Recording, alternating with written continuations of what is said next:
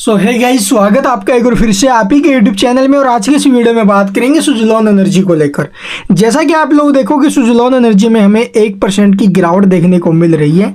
ये वही स्टॉक है जो ओपन हुआ था 5% के सर्किट में, ठीक है। पिछले 3 दिन से आप लोग देखोगे 3 से 4 दिन में लगातार स्टॉक में सर्किट पे सर्किट देखने को मिल रही हैं।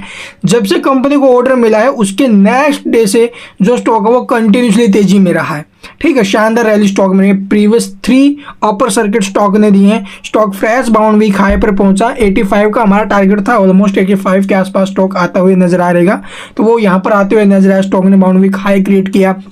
उसके बाद यहाँ से हमें जस्ट प्रॉफिट बुकिंग देखने को मिली और स्टॉक का जो ये अपर सर्किट था वो तो गया ही गया, ठीक है। 5% की जो तेजी थी ऊपर में वो तो गई गई। स्टॉक इवन 1% की गिरावट में भी आ गया है भाई अभी के टाइम। तो निवेशकों के कमेंट है स्टॉक में ऐसा क्या होगा कि ऊपर से टूटने लग गया, लेकिन क्लोजिंग कहाँ पर लग गया कहना मुश्किल अभी के टाइम। स्टॉक में सेलिंग प्रेशर है, ऊपर से प्रॉफिट बुकिंग आ रहा है स्टॉक में और ये गिरावट का माहौल बना हुआ है।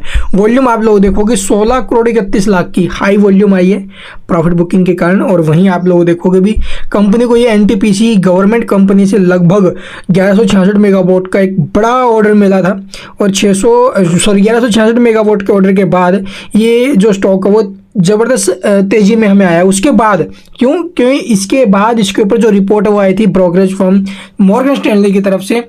और सबसे हैरानी करने वाली बात तो ये थी, उन्होंने जो ना भी इसको बिल्कुल बुलिश बोला और जो टारगेट रखे थे वो 73 के रखे थे भाई, ठीक है। नहीं 73 के इसके टारगेट रहने वाले हैं और स्टॉक उसी भाव के आसपास था भी 73 74 के आसपास।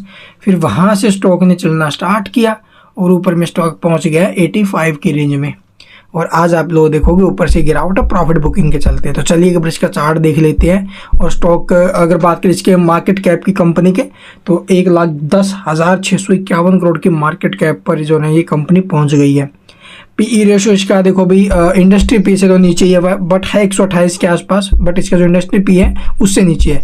RSI MFI भी इसके ठीक ठाक रेंज में, कोई दिक्कत वाली बात नहीं है।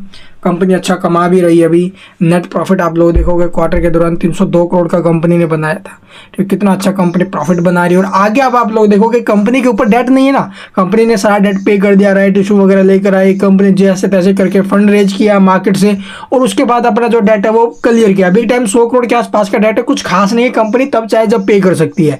अभी पीछे कंपनी ने रेंडम के अंदर 51% की हिस्सेदारी को जो अभी एक्विजिशन उसका कर लिया, ठीक है, कंप्लीट कर लिया। वो एक पॉजिटिव न्यूज़ थी। तो खबरें बहुत अच्छी आई हैं कंपनी के अंदर, जिसके चलते स्टॉक एक बार फिर से 86 रुपए के भाव में आया भाई, ठीक है। काफी शानदार रैली बनी है। Stock fresh bound week high बनाकर ऊपर से प्रॉफिट बुकिंग का शिकार हुआ। इसके अलावा कोई खबर आज तो हमें देखने को नहीं मिली भी इसके अंदर।